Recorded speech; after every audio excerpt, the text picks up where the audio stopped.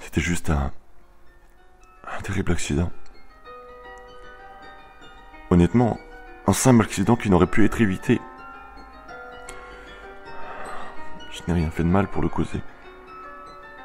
Il avait en quelque sorte couru dans le garage en 2 secondes. Ce qui n'aurait pas dû se passer alors que je reculais le camion.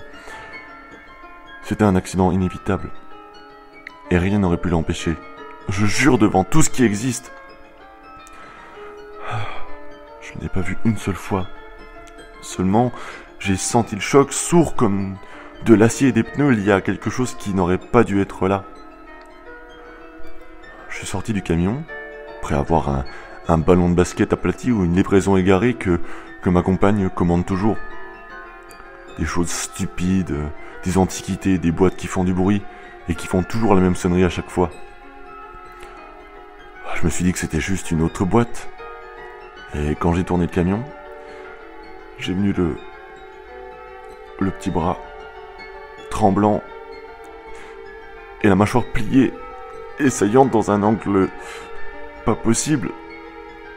Je me suis secoué des larmes et je savais qu'il mourrait. Sa tête était penchée vers l'intérieur, ses traits faciaux collés dans une crevasse d'un crâne clairement écrasé. J'ai pleuré Dieu. J'ai pleuré alors que je me détournais rapidement de l'horrible déformation, la tête écrasée de Ben.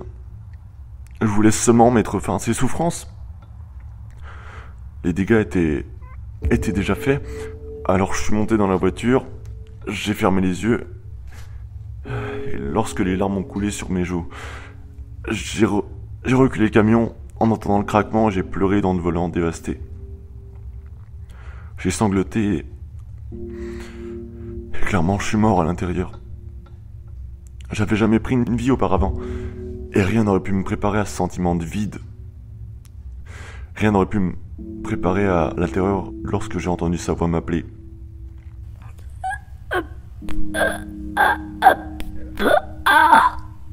Des accords vocaux gargouillis se propagèrent derrière moi. « Ben !» ai-je demandé d'une voix grinçante, tremblante de larmes. Je dois l'avoir imaginé. C'était un mauvais rêve, Ben allait bien. Bien sûr, Ben ! ai-je crié en glissant du siège vers la porte du camion. Je me suis précipité pour le prendre dans mes bras et le serrer. Je me suis arrêté net. Alors que je contournais la camionnette, je voyais les restes de mon enfant dans le garage. Il se tenait debout, les pieds à cheval sur lui, qu'il tenait mutilé, pliant la tête vers le haut sur un cou cassé. Des débris d'os et de matière grise ruisselaient de rouge dans les trous pupeux au centre de son visage. Le nez, la bouche, les yeux n'étaient plus perceptibles. C'était un désordre choquant, horrible et surprenant. Et j'ai hurlé, je suis tombé sur le sol en béton. Il a commencé à tirer ses pieds vers moi, l'un après l'autre, et j'ai crié. Il a ensuite crié en retour, clairement dans la douleur. J'ai trébuché, et alors que je me précipitais à la porte de la maison, grimpant les escaliers vers le placard de ma chambre, j'ai utilisé le tabouret pour aller chercher mon revolver très haut et hors de portée de mon enfant. J'ai entendu ma femme me demandant ce que je faisais, mais vous ne pouvez pas comprendre le sentiment de voir votre enfant mutilé et souffrir jusqu'à ce que cela se produise. Jusqu'à ce qu'il ait besoin d'être libéré de cette douleur. Oh, cher Dieu! C'est horrible! Oh, ce désordre que sa tête est devenue. Rien n'aurait pu être fait pour remettre les morceaux en place. C'était juste un terrible accident et il fallait en finir. Mon corps frissonna et les larmes coulèrent quand je retins mes pieds dans ce garage et levai le pistolet. Je visais cette tête affreuse et écrasée qui ne tenait plus de tréfaciaux identifiables. Et je pressais la poignée et je tirais sur la gâchette. Des éclaboussures rouges embrumèrent l'air avec un coup retentissant et près d'une pinte de fluide noir éclaboussa le sol du garage derrière lui. Il se mordit les dents et le cerveau dans les fleuves sanguins alors qu'il se rapprochait de moi. Je retira un autre coup, et cette fois au centre, là où le cerveau aurait dû être, une fois dans le désordre, et où la poudre à canon piquante emplit mes narines, dégoulinante alors que je pleurais et que je criais.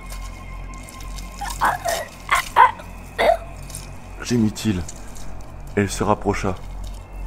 Un trou droit dans cette bouillie qui était autrefois la tête de mon enfant. Il a continué à se rapprocher et j'ai gémi, puis un autre cri aigu a rangé le main.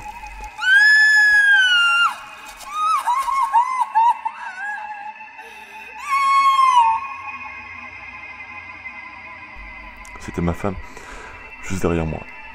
Aucun mot ne pouvait être dit. Seulement un chagrin. Un chagrin de douleur. Alors que ce qui était autrefois notre fils marchait de plus en plus près. J'ai tiré les 12 coups restants dans le cœur et la tête de cette chose qui était autrefois Ben, mais elle n'a pas chuté.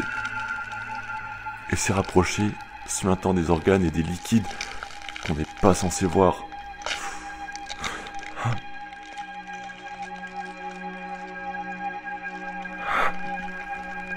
Ma femme a couru à l'intérieur et j'ai suivi, verrouillant la porte. Ma femme est partie maintenant. C'est juste une coquille vide. Elle ne parle plus, se balance dans le coin de la pièce et chantonne des berceuses. Son esprit est parti. Ça fait 2 jours. Et la femme me transperce le ventre. Je ne peux plus rien faire d'autre que regarder avec les yeux secs de larmes, épuiser cette petite main squelettique qui tente de passer sous la porte, qui essaye de pénétrer à l'intérieur, m'appelant de cette voix lente et gargouillante.